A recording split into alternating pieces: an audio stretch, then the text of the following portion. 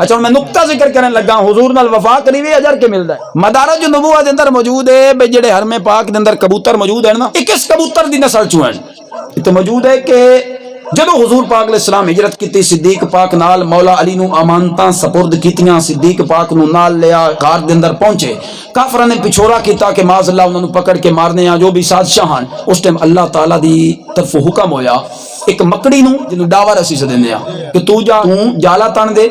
एक किक्कर नूं हुक्म होया किक्कर दे दरख्त नूं कि तू उग जा, और नाल एक कबूतरी ते कबूतर नूं हुक्म होया तुसां जाके उत्थे अंडे देने ताकि मेरे महबूब दा पहरा दे जाए। अच्छा मकड़ी दे विच कितनी ताकत हुंदी है, मेरे ख्याल खैर तां चंगा मार लैंदी है, ताकत हुंदी है ना। और कख केड़ी ताकत तुहाडे सामने नहीं। हाँ जी, कबूतरी तो कबूतर दी तुहानूं के बिल्ली मरोड़ देंदी है। लेकिन मेरा रब मौजवी आदम ने एक जुमला बोलिया जाता है, अल्लाह चिड़ियां तो बाज मरा जानदा है।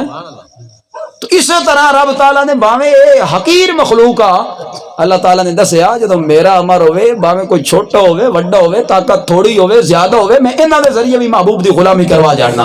ओ जिहड़ी कबूतरी ते कबूतर ने हुजूर दी हिफाजत दी खातिर, हुजूर दी ज़ात अक़दस ते पहरा देण दी खातिर अंडे दिते आन।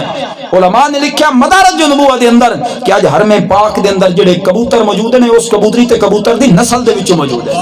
गल इतनी समझ आ गई, पर नुक्ता जरूर जिक्र करांगा। मैं हैरान होया कि परिंदा होके नबी नाल वफा करे, अल्लाह इतनी लंबी नस्ल चला देंदा है, ते बंदा होके नबी नाल वफा करे उसकी नस्ल किवें मुक सकदी है।